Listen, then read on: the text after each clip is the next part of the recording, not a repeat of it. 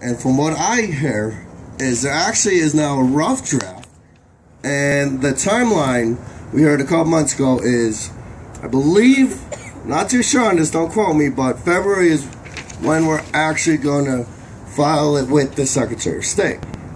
I don't know too much about it, but we have a special guest here. A person I very much admire, Arizona native, works for Rose Law Firm, and he's currently the treasurer of the MPP bill. With the utmost respect, Ryan Hurley. Can you come up here for a moment, brother?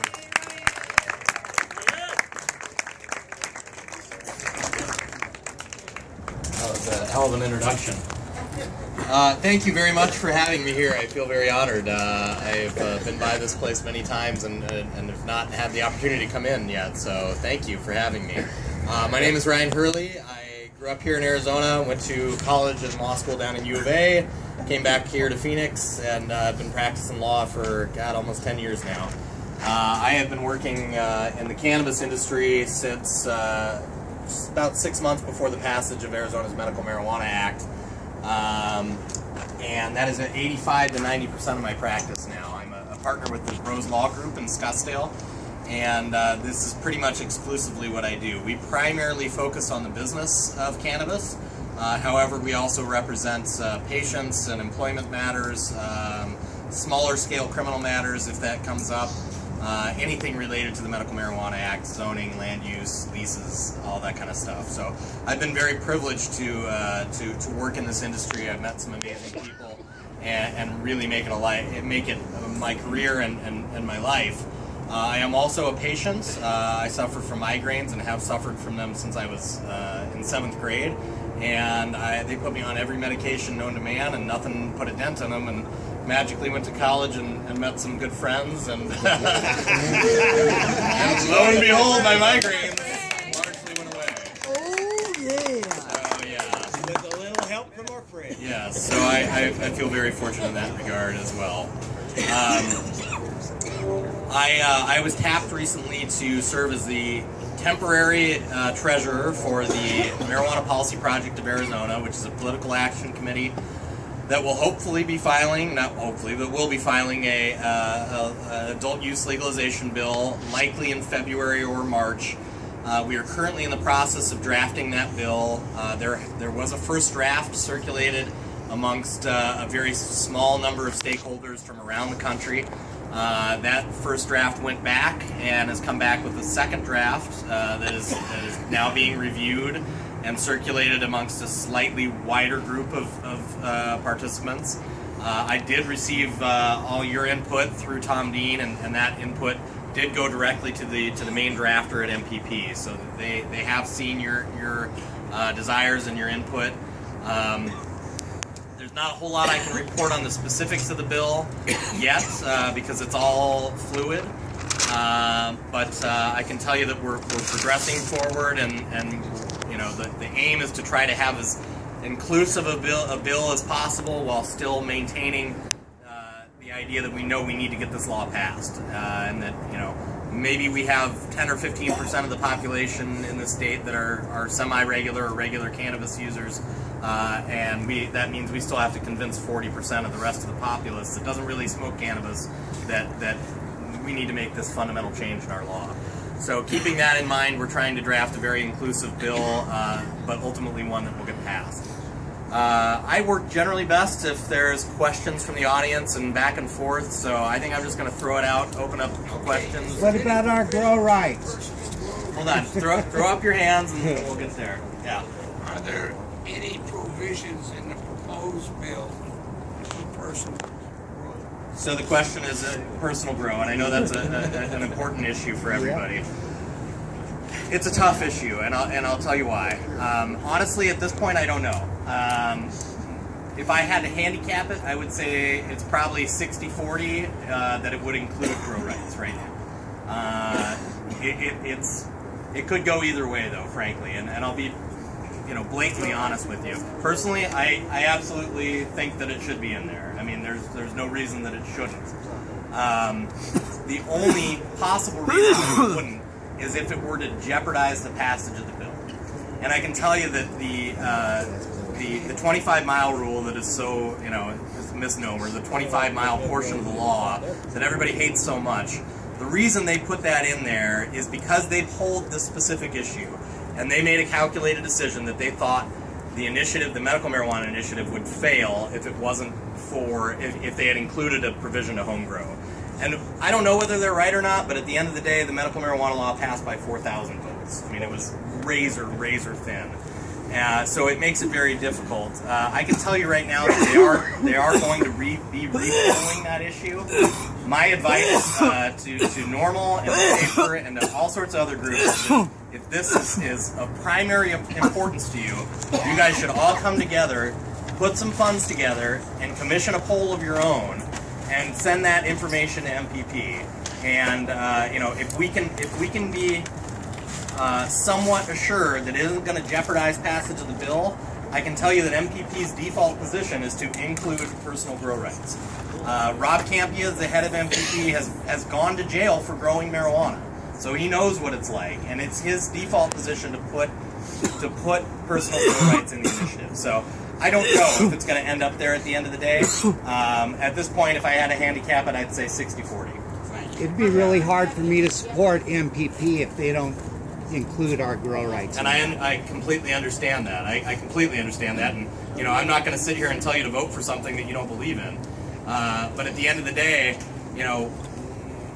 like I said, we've got to convince not only this group here to support and back the bill, but the 40 or 50% of people that we need to vote for this that may have never smoked cannabis, may never want to smoke cannabis, but have to believe that this is a worthy bill to vote for.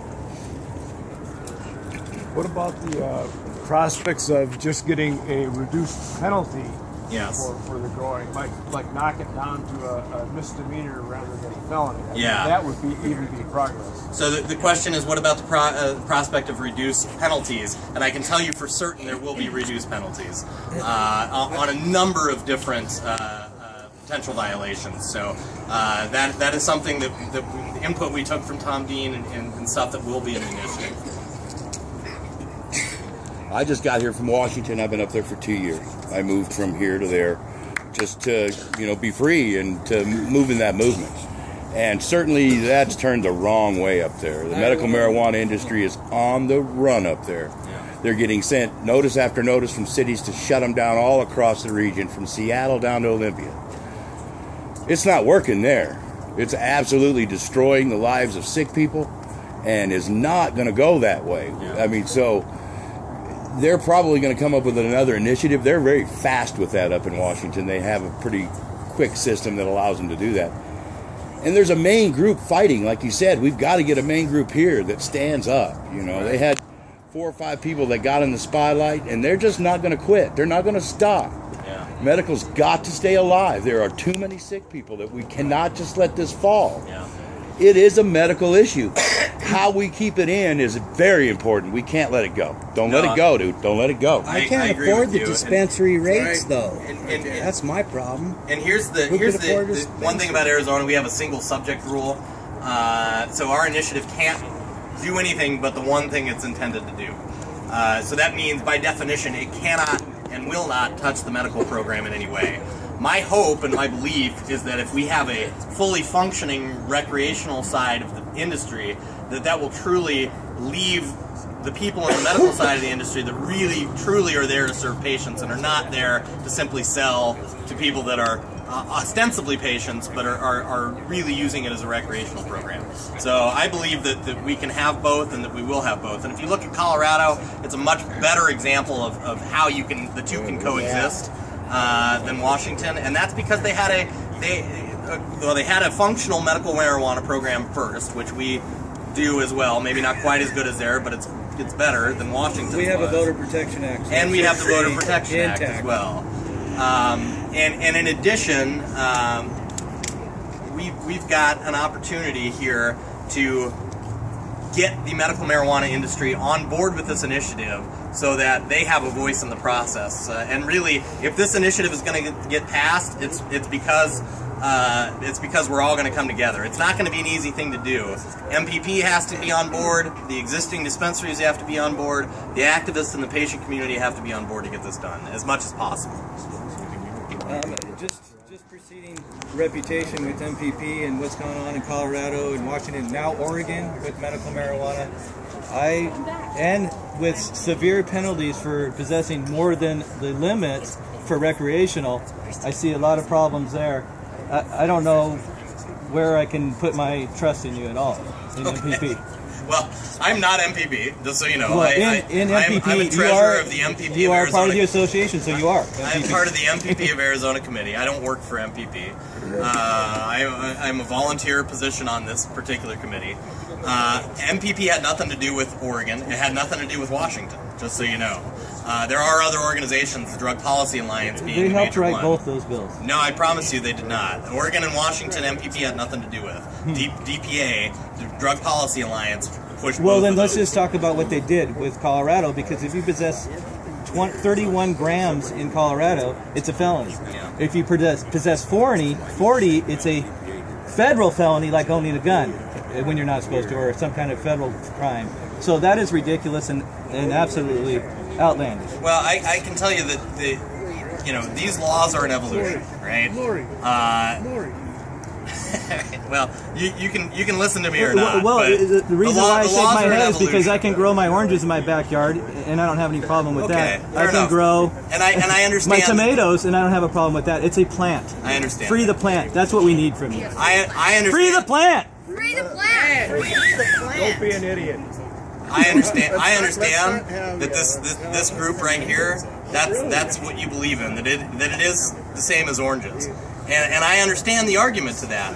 But you go to the same meetings that I do with... I'm not going there anymore because I found hypocritical backstabbing there that is out to hurt patients. So no, I won't go to the normal meetings. No, I'm not talking about normal meetings. I'm talking about city council meetings where people from Sun City come, people that vote, and people that talk and get people elected. We have people these people do not believe the same way that you do that this is just a plant, right? So we have to work to convince those people to buy into your mindset, and that is an incremental process. Well, I grew up in Oregon, and the mindset is totally different there, so I do understand that 100%. But the mindset is changing. Yes, it is, and we're working on that. We're changing it, and it's incremental. And like I said, these laws are an evolution. I can tell you without a doubt that the penalties for possessing more than the allowed amount are going to be lowered than what they are now.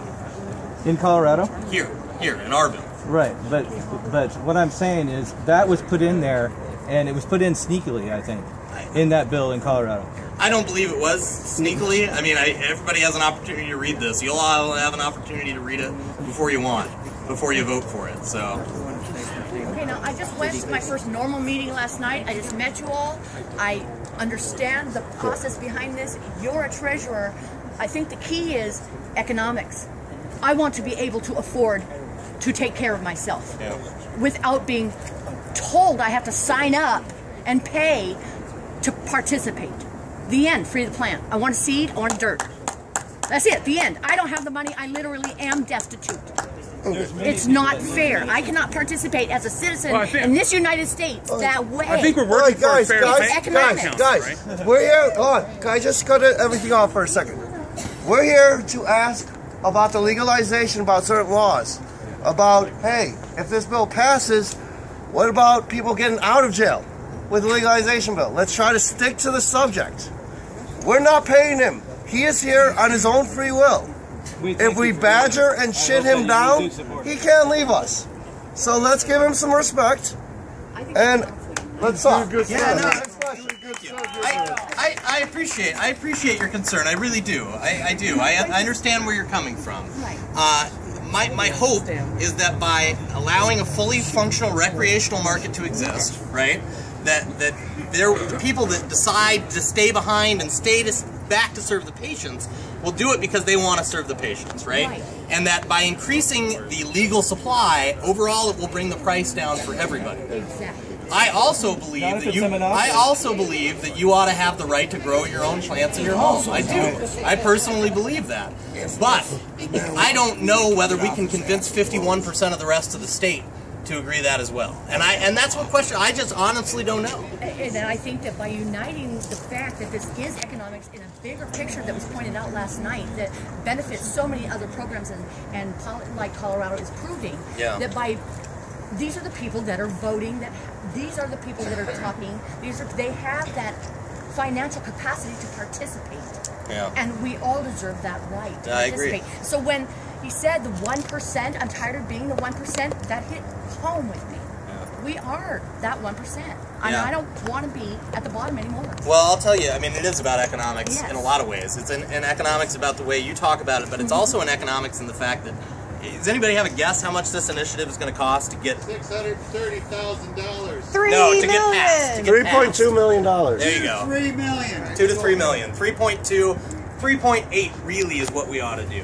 So when you talk about economics, we've got to convince people to donate $3.8 million to an initiative that may or may not pass. Frankly, if I have anything to do with it, it's going to pass, but it's going to be close. Best case scenario, we get 57% of the vote. Best case scenario. Grow rights in will all donate. Yes. From what I've been hearing, Okay, you 6 said million. that I think MMP has all these statistics on surveys on why people won't vote to let us grow. Are those surveys and the methodology and the results available to us, or are they like secret surveys that only MMP can look at? Sure, it's MPP, not MMP, but there was one poll done during the Medical Marijuana Act. You could I think I could probably find that for you somewhere if you I mean, it'd be nice to have it online. Yeah, it's not online, but I could sure track it down for you probably at some point. But we're in the process right now of doing some polling. I don't know if MPP themselves is going to poll this issue. I would highly suggest that the people that really care about this issue come together and try to fund a poll of your own, and it'll probably take about $2,000 or $3,000 to fund a statewide throw poll. in something? I mean, I took statistics when I was in college, and doing a decent poll, getting a decent sample size, is not something that isn't beyond the scope of this group. I mean, I think when you talk about a basic statistics class, you're talking about a sample size of 27, for minimum, to get a decent sample. The problem is picking it, but I'm saying I don't think doing a poll by a group this small that is statistically valid would be that hard to do. I agree. I think you could find a very reputable pollster for a couple grand that would do a sample size of about 500 people to poll on this specific question and say, number one, do you support legalization of marijuana for adults in Arizona? Number two, do you support that same bill if it allows people to grow it in their own home, and see what the difference is. And if it's 1 or 2%, I can tell you MPP is going to keep it in. If it's 7 or 8%, they may not. You said that you were, are they using Colorado as the example? You were talking about polling or statistics. I mean, Colorado, everybody that's 21 and over is allowed to grow, right? Yeah. So they don't have a huge problem with that. I think they still have a robust recreational system, the medical system still working. Yeah. So, I mean, it seems like that should be something that you guys are using as an example for our state. I think from a policy perspective they are. From a voting perspective, our electorate's different than Colorado. It's very different. We're not quite as libertarian. We're not quite as Democrat. We're a lot more conservative, older Republicans, right? So the polling in Arizona is different than the polling in Colorado. But I mean, in Arizona, have we not, every time marijuana's been on the ballot, have we not always voted it in? Yeah, we have. Every single time. So this is the fourth time, right? Or? Not only marijuana, we voted medical heroin, medical LSD. That was during the first awesome, one. We voted medical LSD, medical everything. And the feds shot that one down because with that first one, it said you had to have a doctor's prescription. Let's sit on the medical. This was the third time we voted it in. And like I'm saying, it was medical heroin, medical Arizona everything. wants it. They don't vote on. We figured that out last time. They don't vote on the 25-mile rule. They don't vote on how many dispensaries are going to be. They don't vote on those type of issues. They vote on whether they want marijuana or not. People assume it's going to be grow rights when it's legal. I agree with you to an extent. Sure. But here's the difference between our election now and the election in 2010, and even the election in Colorado 2 years ago.